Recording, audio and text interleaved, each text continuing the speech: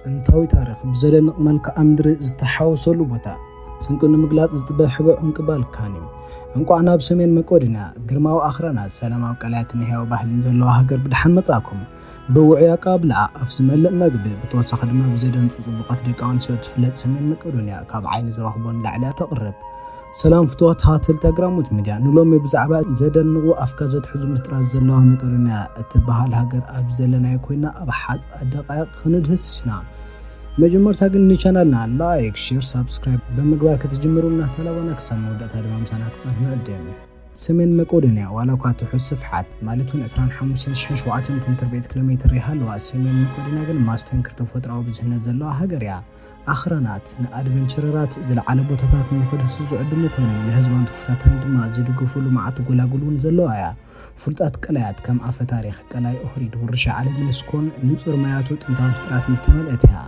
እዚ ውቅብ መልክዓ ምድሪ ካብ ጽባቐን ላዕሊ እዩ ምስክር ጂኦግራፊያዊ ሃብቲ እቲ ሃገር ኮይኑ ልቢ ጽባቐ ሰሜን መቄዶንያ ግን ኣብ ህዝባ እዩ ዝርከብ ንጡፍ ሞዛይክ ባህልታትን ልምድታትን ዝሓዘት ኮይና ኣስታት 2 ሚልዮን በዝሒ ህዝቢ ዘለዋ እዛ ንእሽቶ ሃገር ዝተሓወሰ ብሄራትን ትውንን እያ መቄዶንያውያን እቲ ዝዓበየ ጉጅለ ኮይኑ እዚ ድማ ባህላዊ ዓንዲ ሕቖ እቲ ሃገር እዩ ኣልቤናውያን ብሓያል ባህላውን ሃብቶምን ቅርሶምን ዝፍለጡ ኮይኖም ትርካውያን ሮማውያን ድማ ኣብ ርግቶም ነቲ ባህላዊ ተፔስትሪ ዝያዳ ድምቀት ይውስኹሉ ኣብዚ ብዙህነት በዓል ወግዓዊ ቋንቋ መቄዶንያ ጎኒ ጎኒ ኣልቤና ኣብተን ርኡይ ማሕበረሰባት ኣልቤናውያን ዘለዎን ብዙቦታት ይዝረብ ከም ቱርክን ሮማውያንን ድማ ዝኣምሰሉ ውሕደት ቋንቋታት ንቋንቋዊ ስነት እቲ ሃገር ዝያዳ ዝሃብትሙ እዮም ሃይማኖት ንነፍሱ ወከፍ እዚ ምድሪ ቀሪጹ ካልእ ዝሃብተ መመነት ዘቕርብ ኮይኑ 65 ሚእታዊ ህዝቢ ምዕራብ ኦርቶዶክስ ዝኽተል ኮይኑ ልምድታት ድማ ኣብ ታሪኽ እቲ ህዝቢ ዝተሰረተ እዩ ካልእ 33 ሚእታዊ ልምዲ እስልምና ንዘመናት ዝጸንሐ ጽልዋ ኦቶማን ዘንጸባርቕ እዩ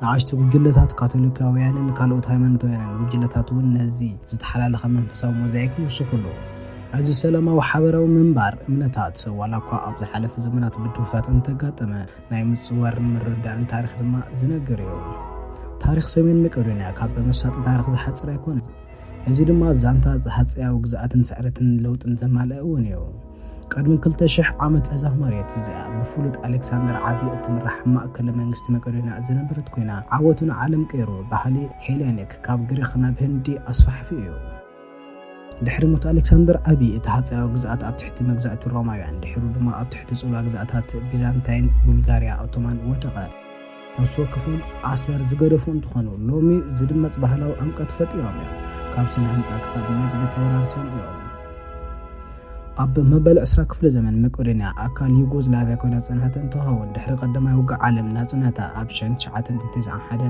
ረኺባ እያ እቲ ሃገር ግን ዓብዪ ብድሆ ኣጋጢማ እዩ ንሱ ድማ ምስ ግሪክ ብዛዕባ 10 ዓመት ዝኣክል ዝቐጸለ ዲፕሎማስያዊ ክርክር ገይራ እያ ንዓመታት እቲ መቄዶንያ ዝብል ስም ኣብ ግሪክ ክካታዕ ዝጸንሐ ኮይኑ እዚ ድማ ግዝኣታዊ ምሕታት ዘመልክት ኮይኑ እዚ ዘይመረዳእ እዚ ነባሃጊ ሰሜን መቄዶንያ ናብ ሕብረት ኤውሮጳን ኔቶ ንምጽምባር ኣዳናዊ ዝጸንሐ ኮይኑ ንመጻኢ ከይተረፈ ዓብዪ ጽላሎት ኣንቢሩላ እዩ ኣብ 2018 ግን ኩሉ ተቐይሩ ስምምዕ ፕሬስታ ብምግባር ነዚ ዘይምርድዳእ ተፈቲሑ እታ ሃገር ድማ ብወግዒ ሰሜን መቄዶንያ ዝብል ስም ኣጽዲቓቶ እያ እዚ ታሪኻዊ ውሳነ ቀሊል ስለ ዘይነበረ ኣብ ውሽጢ ሃገር ከተኣበጊሱ ነይሩ እዩ ይኹን እምበር ድሕሪ እቲ ስምምዕ ሓደሽቲ ዕድላት ከፊቱ እዩ ንሳቶም ድማ ምስ ግሪክ ዝምድና ምጥንኻር ናብ ኣባልነት ሕብረት ኣውሮፓን ኔቶን ዝቐልጠፈ ምዕባለ ገይሮም እዮም እዚ ድማ ሰሜን መቄዶንያ ንኽልተ ታሪኻዊ መበቆላን ዘመናዊ ባህግታትን ክትሓቁፍ ዝኽእላ ዓብዪ ነጥቢ መቐየሪ ኮይኑላ እዩ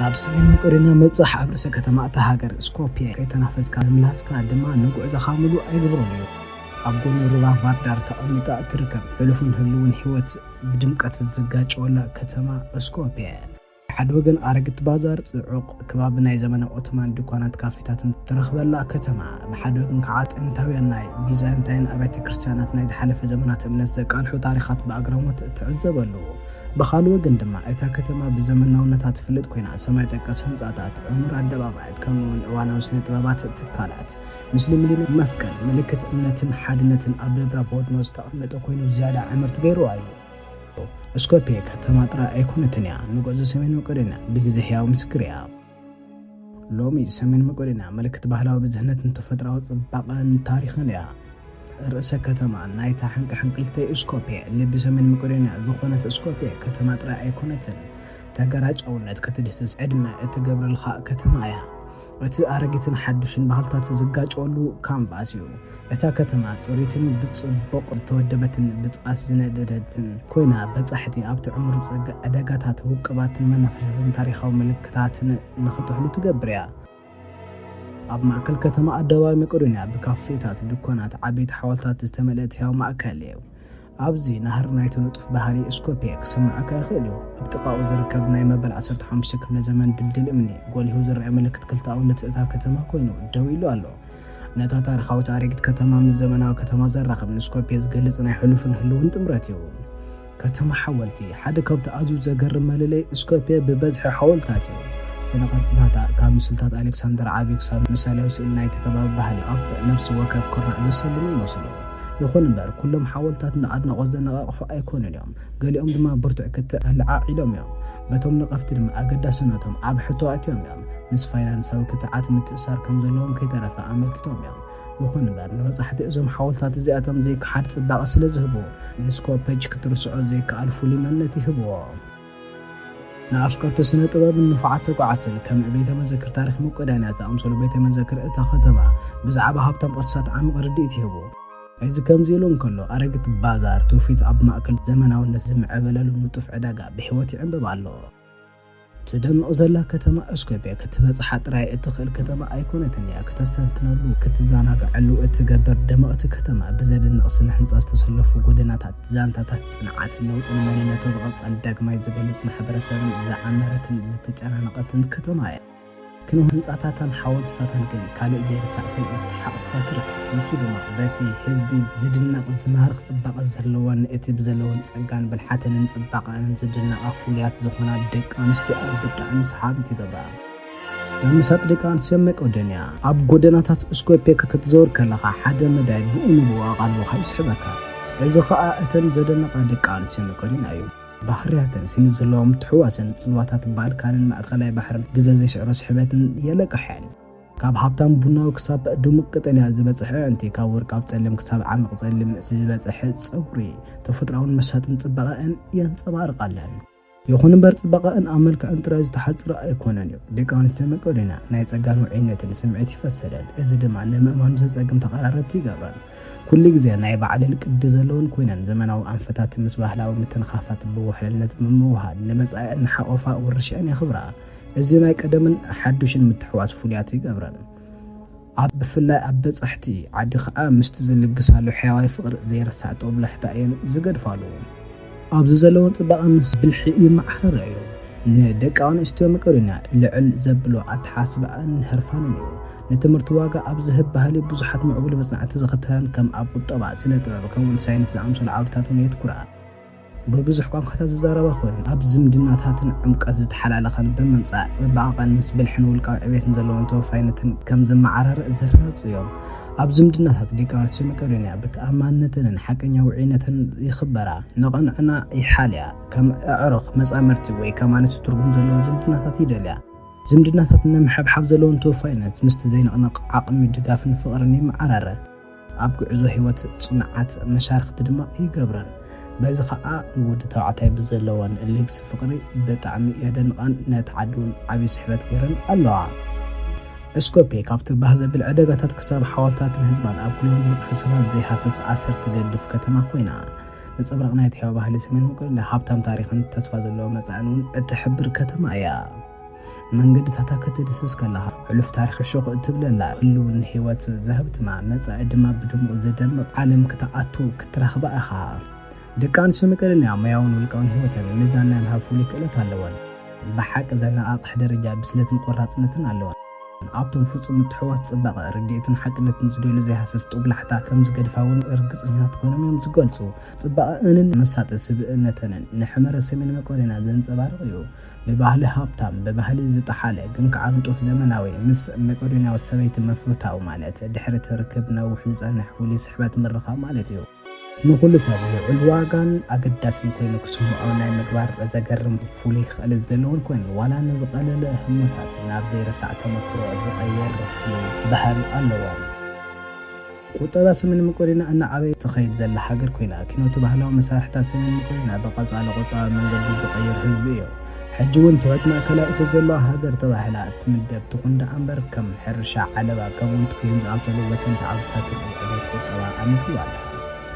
ዲናር መቄዶንያ ከም ወግዓዊ ባጤራ ኮይኑ ዘገልግል ኮይኑ እታ ሃገር ዋላ እኳ ቁጠባዊ ብድሆታት እንተሃለዋ ከም ድሩ ትሕተ ቐጽን ጽገተኛትን ኣብ እታወታት ዕብየት ግን ትቕጽል ኣላ። ቁጠባ ኣስተምስረተሉ ብቐዳማይ ደረጃ ኣብ ሕርሻ ኮይኑ ኣብ ጂዲፒ እታ ሃገር ልዑል ተራ ዝፃወት እዩ። ፍረታት ኣሕምልትን ወይንን ኣብ ቅድሚት ዝስርዑ ጽላታት ኮይኖም ልሙዕ ጎላጉል ሰሜን መቄዶንያ ልዑል ጥሪት ዘለዎ ፍርያት ምዕባይ ምቹእ ጂኦግራፊያዊ ምድላው ዝፈጥር እዩ። እቶም ወይነታት ብቐጻሊ ኣህጉራዊ ተፈላጥነት እናረኸቡ ይርከቡ። ኢንዱስትሪ ዓለባ ድማ ይስስን ዘሎ ኣቑሑት ናብ ኤውሮጳ ይሰድድን ኣብ ስራሕ ልዑል ኣበርክቶ ድማ ይገብርን። ቱሪዝም እቲ ካልእ ሰሜን መቄዶንያ እናዓበየ ዝኸይድ ዘሎ ቁጠባ ብዓንዲ ሕቖ ኮይኑ በቲ ዘደንቕ ተፈጥሮኣዊ ጽባቐውን ታሪኻዊ ውርሻታትን ነዳዲ ናይቲ ሃገር ኮይኑ እዩ ዘገልግል ዘሎ። ካብ ህዱእ ገማግም ባሕሪ ቀላይ ኦህሪድ ክሳብ ባህላዊ ንቕሓቲ ስኮፔጅ እታ ሃገር ንልቢ ነፍሲ ወከፍ ተጓዓዛይ ዝማርኽ ተመኩሮ እያ ተቕርብ። ዋጋ መናብሩ ድማ ተበጻሕን ብተማጣኒ ዋጋ ዝርከብ ኮይኑ ነቶም ምብጻሕ ክገብሩ ዝሓስቡ ወይ ምናልባት ዝያዳ ቋሚ ጻንሖ ዝሓስቡ ሰሜን መቄዶንያ ብተመጣጣኒ ዋጋ ምስ ጽሬት ህይወት ዘወሃድ መዕረፍቲ እያ። ብዛዕባ መንበሪ ድማ ርካሽ እንትኸውን ኣብ ማእከል ከተማ ስኮፕያ ንእሽቶ ኣፓርታማ ምክራይ መብዛሕትኡ ግዜ ካብ $250 ክሳብ $400 ንወርሒ ኮይኑ ኣብ ከባቢ ከተማ ዝያዳ ርትዓዊ ኣማራፅታት ኣለዎ። ኣብ ዙርያ ትካላት ዝምልከት ድማ መሰረታዊ ኣገልግሎታት ከም ሓይሊ ኤሌክትሪክ፣ መሞቒ ማይን ኢንተርኔትን ኣብ ወርሒ ካብ $100 ክሳብ $150 የኸፍሉ። እዚ ድማ መዓልታዊ መናብሮ ዘመሓድር ይገብሮ። ኩነታት ናይቲ ዓዲ ብዝምልከት ዋላ እኳ ቁጠባዊ ብድሆታት እንተሃለዋ ሰሜን መቄዶንያ ትሑት ዋጋ መናብሮ ምስ ቀጻሊ ምምሕያሽ ደረጃ መናብሮ ተደሚሩ ንበጻሕቲ ዓዲ ወጻእተኛታት ዲጂታላዊ ዘላቕን ሰሓቢ ኣማራፅን ገይሩ ኣሎ። እዚ ሕቡእ እንቅባል ከምዚ ንዝቕጽል ጉዕዞኻ ፍጹም መዕረፊ ክኸውን ይኽእል ዶ ወይስ ምናልባት ሓድሽ ገዛኻ ክኸውን ይኽእል? ሰሜን መቄዶንያ ካብቲ መሳጢ ባህላን ምቕባል ሰባትን ክሳብ ዘደንቕ መልክዓ ምድርን ብተመጣጣኒ ዋጋ ዘለዎ ኣናብራን ፍሉይ ምትሕውዋስ ጽባቐን ንወጻእተኛታት ዝሓሸ ዕድላት ይህብ። ፍትዋት ተኻትት ሓሳብ ምንታይ እዩ? ነዚ ህያው ህዝቢ ክትድስስዎ ትደልዩ ወይስ ኣብኡ ምንባር? እንታይ ሓሳብኩም? ሓሳብኩም ኣብ ታሕቲ ኣብ ኮሜንት ኣካፍሉ። ናብቲ መወዳእታ ዳህሳት ክንኸይድ ከለና ኣብ ባህልታት ዝጠሓለ ባህሊ እቲ ህዝቢ እዩ። ሃብታም ባህላዊ ውርሻ ሰሜን መቄዶንያ ምስ ባህልታቱ ብዕምቆ ዝተሓዋወሰ ኮይኑ መግቢ ከም ሓደ ካብቲ ኣዝዩ ዘሐጉስ መግለፂ ናይዚ ምትእስሳር ኮይኑ የገልግል። ካብ ዝተጠበሰ ቀይሕ በርበረ፣ ሽጉርትን ዘይቲ ኣውሊዕን ዝተሰርሐ ኣጅባር ምስ ባኒ ወይ ስጋ ዝጥዕም ጨና ምሕሰብዎ ወይ ድማ ልባዊ ጣዕሚ ታይቤስክሪስ ሃገራዊ ምግቢ እቲ ዓዲ ኮይኑ ቀስ ኢሉ ድማ ዝበሰለ ፋቱላ ኣብ ድስቲ ጭቃ ዝርከብ ውዕይን ዝፃንዕን ይገብሮ። ባክላቫ ነቶም ምቁር ስኒ ዘለዎም ፍጹም ምግቢ ዝተጨፍለቐ ፋይሎ ፓስትሪ ዝተጨፍለቐ ዋልነት ሽሮፕ ማዓርን ተደሚሮን ፈጺምካ ዘይሰሎ መገድ ምግቢ ይፈጥሩ። እዚ ባህላዊ ጽምብል ግን በቲ ምግቢ ጥራይ ደው ኣይብልን እዩ። ሙዚቃን ባህላዊ ሳዕስዒትን ማእከላይ መንነት መቄዶንያ እዮም። እቲ ኦሮ ዝበሃል ሕያው ዓንኬል ሳዕስዒት ግድን ክትሪኦ ዘለዎ ኮይኑ ኣብ መርዓን በዓላትን ዝቐርብ እዩ። ባህላዊ መሳርሕታት ከም ቦርሳን ታምብሩን ዝተሰነየ ህርመትን ጽንዓትን ናይዞም ትልህታት ንሓበራዊ መንፈስ ህዝቢ መቄዶንያ ዘንጸባርቕ እዩ። በዓላት እቲ ሃገር ምትሕውዋስ ታሪኽን ጽምብልን እዩ። በዓላት ሰሜን መቄዶንያ ታሪኻዊ ትርጉም ምስ ዘመናዊ ብልሒ ዘዋህድ ኮይኑ ካብዚኦም በዓል ሓጋይ ኦህሪድ ጎሊሁ ይርአ። ኣብ በልጭ ዝብል ገማግም ቀላይ ኦህሪድ ዝተቐመጡ ክላሲካል ሙዚቃ፣ ቲያትርን ሳዕስዒትን ምርኢታት ምሕሰቦ። እዚ ትርኢት እዚ ከም ናብ ሕልሚ ምርጋጽ ኮይኑ እዩ ዘሰማዕካ። ኦርቶዶክሳውያን ክርስቲያናዊ በዓላት ከም ፋሲካን በዓል ልደትን ኣብ ባህሊ መቄዶንያ ከም ሃይማኖታዊ ትውፊት ልዑል ተራ ኣለዎም። እዚ ኣጋጣሚታት እዚኣቶም ዕምቆት መንፈሳውን ባህላውን ምትእስሳር ህዝቢ መቄዶንያ ዘርእዩ ኮይኖም ናይ ኣስተንትኖ ሓጎስን ህሞታት ዝፈጥሩ እዮም። ጉዕዞኻ ብተመስጦ እናቐጸለ ምስ ከደ ሰሜን መቄዶንያ ዝያዳ ስንቂ ባህሊ እያ ትገልጽ። ሓደ ካብቶም ኣዝዮም ተፈተውቲ መዳርግቲ ቦታታት ዝኾነ ኦህሪድ ሰላም ምስ ታሪኻዊ ዕብየት ዘዋህድ ኮይኑ ኣብ ገማግም ቀላይ ኦህሪድ ዝርከብ እዚ ውርሻ ዓለም ዩኔስኮ ኣብ ካኖ ዝርከብ ቤተክርስትያን ቅዱስ ዮሃንስ ሓውሱ ንቀላይን ከባቢኡን ኣኽራናት ፓኖራማዊ ትርኢት ዝህብ ኮይኑ ማስተንክር እኩብ ብኣብያተ ክርስቲያናት ማእከላይ ዘመን ዝሓዘ እዩ። ካልእ ታሪኻዊ ዕንቂ ቤቶላ ኮይኑ ኣብ ሓደ እዋን ኣብ ግዜ ግዝኣት ኦቶማን ዕሙር ባህላዊ ምቅዳም ማእከል ዝነበረት እያ። ጎደናታት ብፍላይ ምትሕውዋስ ስነ ህንፃ ኦቶማን ኣውሮጳን ዝተሰለመ ክኸውን ከሎ ከም ጥንታዊ ቲያትር ሮማን፣ ኣርኪኦሎጂካዊ ቦታ ሄራክለስ፣ ሊንስስቲስ ዝኣምሰሉ ቦታታት ድማ ንበጻሕቲ ዘመነ ግሪክን ሮማን ይመልሶ። ንኣፍቀርቲ ተፈጥሮ ኣዝዩ ዝተፈለየ እዩ። ነቶም ተፈጥሮ ክሓቕፉ ዝደልዩ ሰሜን መቄዶንያ መስተንክር መልክዓ ምድሪ እያ ትዕድለካ። ሃገራዊ ፓርክ ፕሌስተር ኣብ ከባቢ ቢቶላ ዝርከብ ኣኽራናት ዝተሰረተ መዕቆቢ ተፈጥሮኣዊ ጽባቐ እዩ። ኣብ ጽሩይ ጫካታት ዝጠዋወዩ መንገድታት ምጉዓዝ ንሰማይ ዘንጸባርቑ በረድ ዝመልኦም ቀላያት ከምኡ'ውን እንስሳ ዘገዳም ኣብ ተፈጥሮኣዊ መነባብሮኦም ክስስኑ ከለዉ ምሕሳብ ኣብዚ ዘሎ ፓኖራማዊ ትርኢት ኣኽራናት ንበጻሕቲ ቃላት ስኢኑ ዝገድፍ ኣፍካ ዘድሕዝ ትርኢት እዮም ዝፈጥሩ። ካልእ ህቡዕ ዕንቁ ድማ ከተማ ክራቶቮ እትበሃል ኣብ ማእከላይ ዘመን ኣብ ኣኽራናዊ ከባቢ እትርከብ ከተማ እያ።